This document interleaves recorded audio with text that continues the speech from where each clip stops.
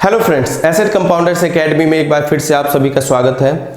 आज हम लोग एक ऐसे स्टॉक के बारे में देखने वाले हैं जो आपको और हमें मिलकर डिसाइड करना है कि हम इसमें इन्वेस्ट कर सकते हैं for a short period of time और for a long period of time.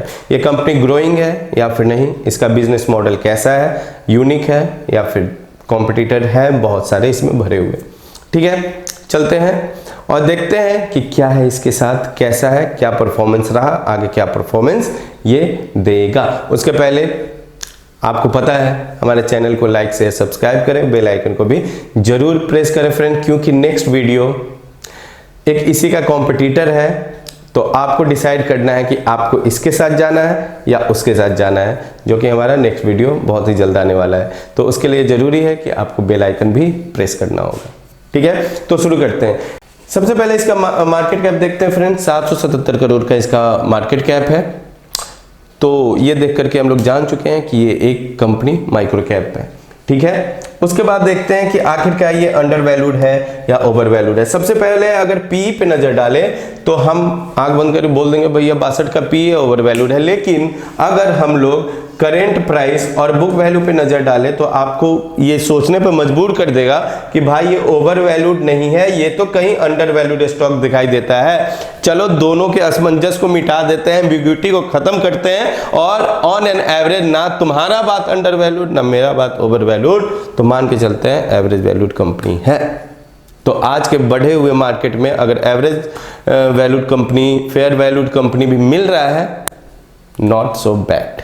Okay, आगे चलते हैं। इसका रोस 9 है।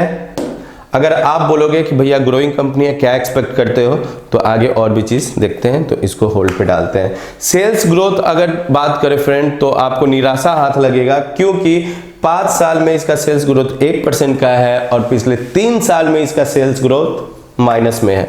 ओके, यहाँ पे sales growth in 3 year -9 approx, but पिछले साल जो इसने सेल्स ग्रोथ दिया है वो 0% का है।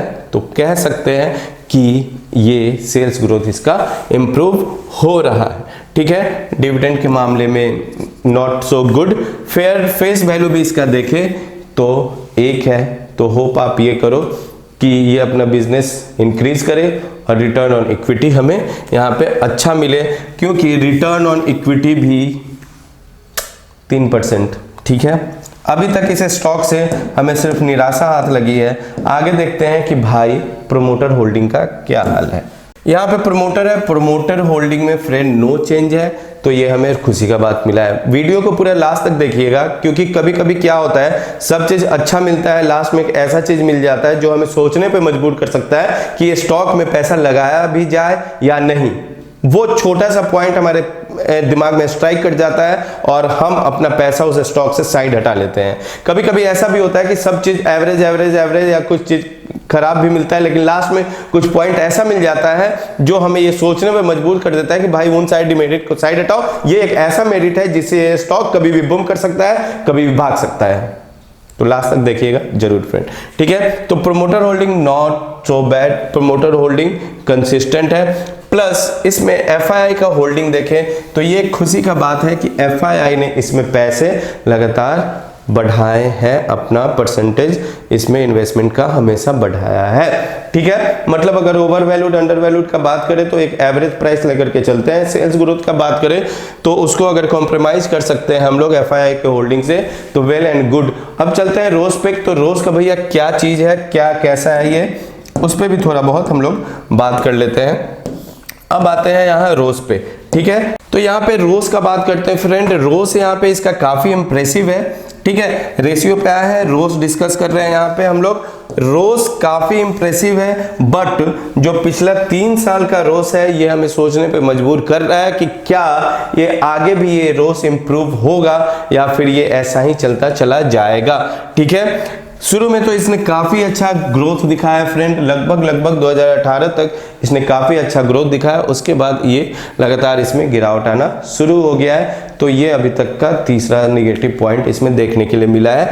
चौथा निगेटिव पॉइंट क्या है फ्रेंड, वो भी मैं आपसे डिस्कस करूंगा, लेकिन उसके पहले चार्ट देख लेते हैं, क्योंकि वो निगेटिव पॉइंट आपको सोचने पर मजबूर कर देगा कि भाई इसमें पैसे डालें या दूर से प्रणाम कर ले। ये हमारा टेक्निकल चार्ट है, मैक्स पे है, काफी अच्छा ग्रोथ। जैसा कि अभी हमने रोस में देखा कि इसने जो जब तक ये रोस काफी अच्छा दे रहा था, ग्रोथ काफी अच्छा मिल रहा था, अचानक से इसमें गिरावट आया रोस में भी और इसका शेयर प्राइस भी वैसा ही डाउन आया है। उसके बाद से ये कोई रिकवरी नहीं दिखा रहा है और एक रेंज में लगातार घूमता जा रहा है पिछले 2 सालों से। मार्केट बूम किया, सब कुछ अच्छा बढ़ा, लेकिन इन भाई साहब के साथ कोई चेंज नहीं आया और ये चीज उसके रोस और सेल्स ग्रोथ में साफ साफ दिखाई दे रहा है फ्रेंड। ठीक है, बिजनेस काफी अच्छा है, यूनिक है इसका बिजनेस, लेकिन उसके बाद भी ये अपना ग्रोथ वगैरह नहीं दे पा रहा है। ठीक है, आगे देखते हैं। अब इसके बाद बारी है उस पॉइंट को बताने का जो आपको सोचने पे मजबूर कर देगा कि भाई आखिरकार इसके साथ क्या फंडा है, क्या तकलीफ है। तो वो तकलीफ का बात है फ्रेंड, इसका डेट। जी हाँ फ्रेंड, इसका डेट। अब इसका मार्केट कैप हम लोग देखें तो इसका मार्केट कैप 777 का है, लेकिन अगर इसमें लॉन्ग टर्म बोरोइंग जाकर के हम लोग कंसीडर करते हैं और लॉन्ग टर्म बोरोइंग जाकर के देखते हैं तो इसका लॉन्ग टर्म बोरोइंग लगभग 175 करोड़ का है फ्रेंड, जो कि मोर देन 20% है। और मैंने आपको हमेशा मना किया है कि 10% से ज्यादा रोज किसी में हो तो कंसीडर मत करो। तो इसीलिए इस स्टॉक को हमें अभी होल्ड पे रखना पड़ेगा जब तक ये अपना डेट बहुत हद तक कम ना कर ले, क्योंकि डेट के कारण भी आपको फेयर इसमें जो रिटर्न ऑन इक्विटी है, फेयर जो ग्राफ से रिटर्न मिलना चाहिए, इसके शेयर प्राइस से जो रिटर्न फेयर मिलना चाहिए, मैनिपुलेशन तो किसी में भी हो सकता है भाई साहब, उसका बात हटाओ, जो फेयर रिटर्न मिलना चाहिए वो आपको देखने के लिए नहीं मिलेगा, क्योंकि डेट भी है प्लस रोस भी इसका काफी गिरावट हुआ है। अब आते हैं इसके प्रोडक्ट्स पे और चर्चा करते हैं कि भाई साहब ये आखिरकार बनाता क्या है। उसके बाद आप डिसाइड करना कि भाई ये जो लॉन्ग टर्म बोरोइंग है इसको आप कंसीडर कर सकते हो या नहीं कर सकते हो। तो इसके प्रोडक्ट के बारे में डिस्कस करते हैं फ्रेंड। इसका प्रोडक्ट काफी यूनिक है। इसका प्रोडक्ट ऐसा है कि आज भी यूज हो रहा है, कल भी यूज होता था और आने वाले समय में भी यूज होता रहेगा। क्यों?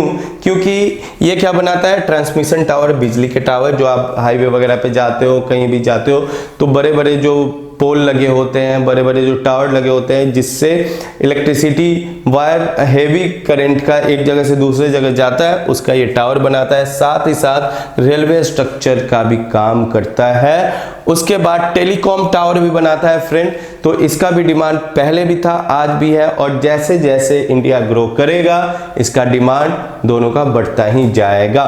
ठीक है, इसने एक बिजनेस एड ऑन किया है, उसके बारे में भी चर्चा कर लेते हैं। ओके, पॉलीमर सेक्टर है। पॉलीमर सेक्टर में इसने अपना हाथ आजमाया है। तो UPVC pipe, CPVC pipe, SWR pipe ये बना रहा है।